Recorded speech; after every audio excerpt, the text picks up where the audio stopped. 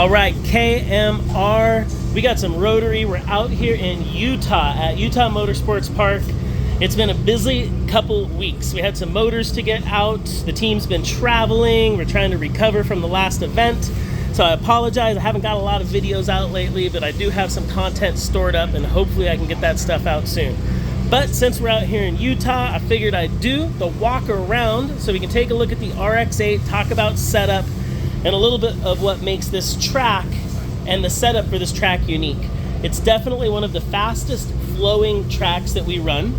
It doesn't have walls right next to it, so we're able to run a pretty aggressive setup, and we like the weight transfer to help us basically make a fast flick, even though it's a fairly long track. So that means we're usually changing a little bit in the front end geometry, and because it's not a banked or oval track, just like we came off of, we're getting rid of any type of stagger in the setup or anything that would make the car favorable in a right-hand turn, because the last track was a right-hand bank. So we're neutralizing our setup back to equal toe, equal spring, equal dampening, probably neutralizing the sway bars a little bit. It is a flat track that's fairly downhill, but I think we are going to try to make the car transfer a little faster, and as we did last year. So that's a little bit of the alignment information. Overall, the car's been working really good.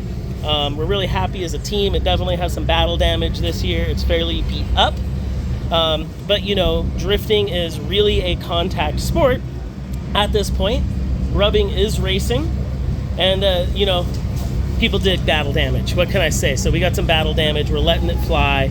We're gonna keep just flying this car into the turns. Right now, the rotary engine's basically towards the end of the season. Everything's running real strong. A round ago, we did send the injectors out for service. We just wanted to make sure that everything was clean. And we did have one injector that was leaking. Looked like it got a little bit of dirt or particulate matter in it. So we were able to take care of that. You know, we just did the plugs. We did an oil change. And we did switch to last year's turbo. So we went backwards to last year's turbo for these last two rounds, just looking for a little bit of increased response while we're in those chase positions. So overall, just so far, a good year out in Formula Drift. We're hoping we get some wins in our battles this weekend. And I wanted to throw an update out there just on a little bit of what this track entails, and a little bit of a look around on the car. Yeah, it's a little dirty. Last round, we were rubbing walls. That's from the last round. I got some tail light, I got some wing, but it's okay. We only had 2 weeks between rounds, so it just wasn't really an opportunity to do a bunch of body work. We focused mainly on just chassis maintenance, drivetrain maintenance, things like that. The track did change a little bit. It's going to be interesting. I wish I had some photos I could throw in this video. Maybe I can try to get some later. But that's a shorter run-up. We used to have over 100-mile-an-hour entry, so horsepower really played a part in this track. I don't think it's going to be over 100 miles an hour, so we could end up changing our gear ratio, because it is a quick change in the rear. But not only did they change the run-up, but they also changed how turn one worked. We're basically drifting out around the rumble strip, so it's no longer an inner apex turn. All the turns at this track are now outside zones or outside clips. Kind of makes Formula Drift more dynamic. We always talk about this. I mean, the flow of the track would probably be better if they brought us to the inside apexes.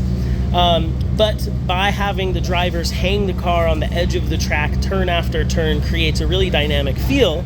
And whether there's walls or it's just the edge of the track via dirt, it adds impact as the crowd is watching and as the sport evolves. So again, Formula Drift kind of evolving the track, maybe in a way that we don't even know how it's going to feel for us yet, but definitely keeping the fan action and closeness of driver competition in mind. So we're hooking up some GoPros. I think we're working on a foot cam for this event. Nitrous bottles are filled. Torque box is working, which is basically the data acquisition and lighting system that's on the front of the car. And if you weren't aware, these lights actually change with acceleration. They'll go to green and blue, and under deceleration, they can go from those greens and blues down into yellows, reds, indicating either acceleration or deceleration. And not only are you seeing a visual display on the cars nowadays, but there's actual data that's being used potentially for judging, or if there's any type of recall or issue within the judging criteria. So the sport has really evolved. They tell us where they want the cars, they tell us where we can brake, how much we can brake, and they are actually monitoring this stuff. So really interesting the way it's gone. It's not just us throwing the cars around anymore. You can see a little torque box down there. Basically a G-sensitive box that also senses the yaw of the car. So they can tell the angle, they can tell acceleration, deceleration, where you're at on the track, what you're doing with your pedals. It's hooked into our ECUs. So I'm running a Haltech, so they're actually looking at all my Haltech data. Not all of it, but enough of it. Brake, throttle response, things like that. And that's really new into last year and really being developed this year. So track changes, series car information that can go to the crowd, and tons of horsepower, ethanol, and rotary noise, because that's what we're all about out here, just shooting flames against all the inline sixes, V8s, Ferraris, and wild cars that compete in Formula Drift. So I'm excited, I'm feeling good, I'm happy to be out here. Thanks for watching, thanks for enjoying the channel. Always trying to do more on the media creation and video content side.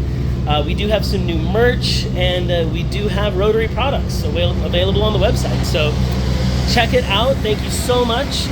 You know, I literally am out here not only repping these awesome partners that I have, but I'm also repping the motors that I build. I'm racing the motors that I can build you. So there it is. That's a wrap. That's a wrap.